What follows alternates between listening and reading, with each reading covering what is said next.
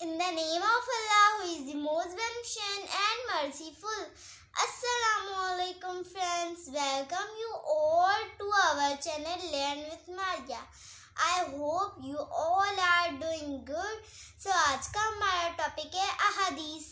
हदीस नंबर 6, अज़्ज़ुल्मु ज़ुलुमातुन यौमल क़यामा। तर्जुमा, ज़ुल्म क़यामत के रोज़ अंधेरों की सूरत में होगा। अल्लाह के रसूल सल्लल्लाहु अलैहि वसल्लम ने इरशाद फरमाया, ज़ुल्म क़यामत के रोज़ अंधेरों की सूरत में होगा। अब इस हदीस में हमें क्या बात बताई जा रही है? इस हदीस में हमें बताया जा रहा है कि यह हदीस जो है ज़ुल्म की हुर्मत के दलाइल में से है और ज़ुल्म की तमाम किस्मों को शामिल है, जिसमें क्या है, हुकूकुल अल्लाह भी शामिल है और हुकूकुल इबाद भी शामिल है। अब ज़ुल्म के लफ़ज़ी मायने हैं किसी चीज़ को बेमौका और बेमहल रखना, यानी जिस चीज़ की जो जगह है उसको वहाँ से हटाकर किसी दूसरे जगह पर रख देना, और ये मफ़हूम हर उस चीज़ को शामिल है जो अपनी हद से तजावज़ कर जाए।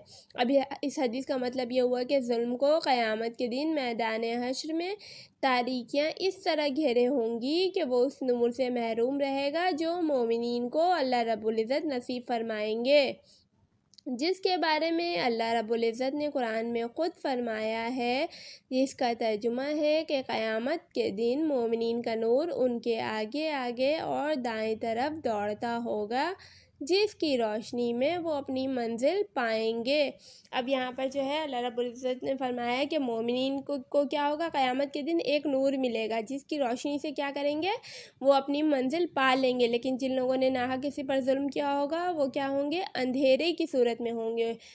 अब्बास हज़रात फरमाते हैं कि ज़ुल्मात से मुराद यहाँ पर क्या है, आखिरत की तकलीफ़ और अज़ाब है जिनसे क़यामत के दिन वास्ता पड़ेगा, जिनमें अहले दोज़ख मुब्तला होंगे। क़यामत के दिन जो है कोई भी इंसान उस वक्त तक अपनी जगह से नहीं हट सकता जब तक कि वो क्या करे, अल्लाह रब्बुल इज़्ज़त के सामने अपने तमाम अमाल का हिसाब ना दे दे।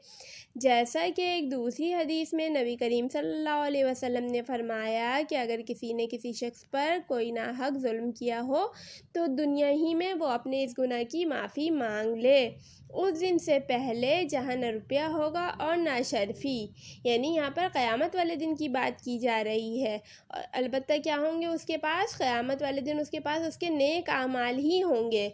लेकिन अगर किसी ने किसी पर नाहक जुल्म किया होगा तो वो नेक अमल उससे ले लिए जाएंगे उस मज़लूम को दे दिए जाएंगे। और अगर उसके नामे अमाल में क्या होंगे, ज़ालिम शख्स के नामे अमाल में नेकियां ना होंगी तो मज़लूम की बुराइयां लेकर जो है उस ज़ालिम पर डाल दी जाएंगी। इसीलिए हमें जो है किसी भी शख्स पर नाहक जुल्म करने से मना किया गया है। अल्लाह रब्बुल इज़्ज़त हम सब को हदीस सुनकर उसको याद रखने और उस पर अमल करने की तौफ़ीक़ अता फ़रमाए, आमीन।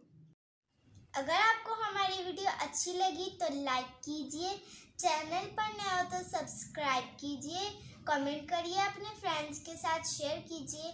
मिलते हैं नई वीडियो के साथ, तब तक के लिए अल्लाह हाफिज़।